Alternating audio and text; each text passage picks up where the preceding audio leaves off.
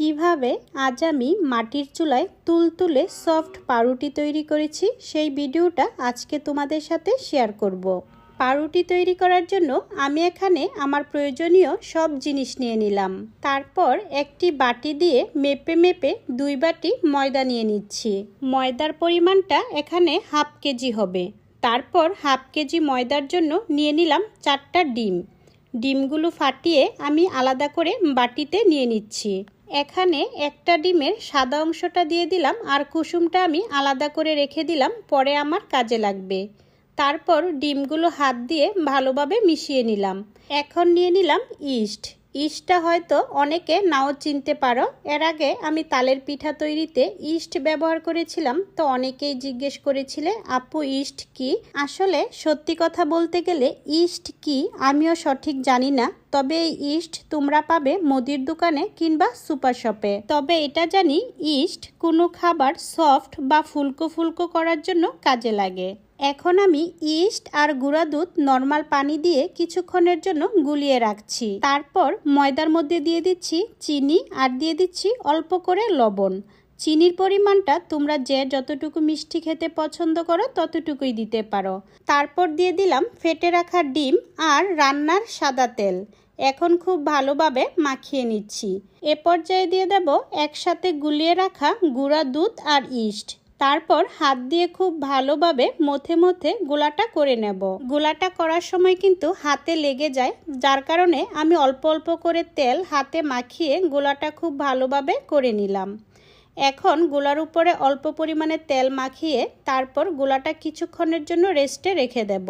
আমার কাছে kitchen foil ছিল না, যার কারণে একটি পলিথিন ব্যাগের ভিতর ভরে মুখটা খুব টাইট করে বেঁধে দিয়েছি, যাতে করে ভিতরে বাতাস ঢুকতে না পারে। ফিরে আসলাম 30 মিনিট পর। অবশ্য গোলাটা যদি আমি প্রায় 1-1.5 ঘন্টা করে রাখতাম তাহলে আরও বেশি ফুলে যেত, কিন্তু আমার হাতে সময় ছিল না। এদিকে প্রায় সন্ধে হয়ে আসছে, যার কারণে খুব তাড়াহুড়ো করে বানিয়ে নিচ্ছি। বানানোর সময় গোলাটা আরও ভালোভাবে মথে নিয়েছি। তারপর এরকম ছোট ছোট টুকরো করে নিয়েছি। এখন এমনভাবে মুড়িয়ে নিলাম।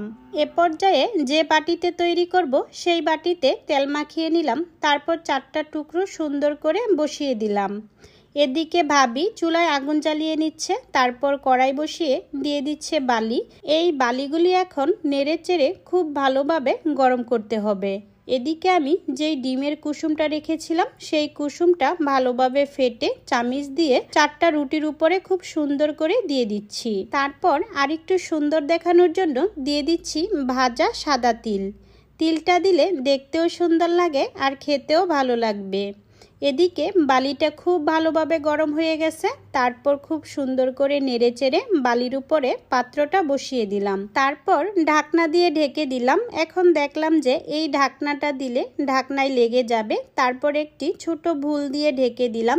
এখন কিন্তু সন্ধ্যা হয়ে গেছে আর সন্ধ্যাবেলা আমরা সবাই যার যার কাজে ব্যস্ত। এদিকে অনেকক্ষণ জাল করার পর আমাদের পাউরুটিগুলো হয়ে গেছে। দেখো দেখতে কতটা সুন্দর লাগছে আর খুব সুন্দর একটি সুঘ্রাণও বেরোচ্ছিল। আর পাউরুটিগুলো কিন্তু অনেক সফট হয়েছে। দেখো আমি একটু ভেঙে দেখিয়ে দিচ্ছি। খেতেও কিন্তু বেশ মজা ছিল। তোমরাও কিন্তু এমন সহজ পদ্ধতিতে আমার মতো বাসায় পাউরুটি তৈরি করতে পারো।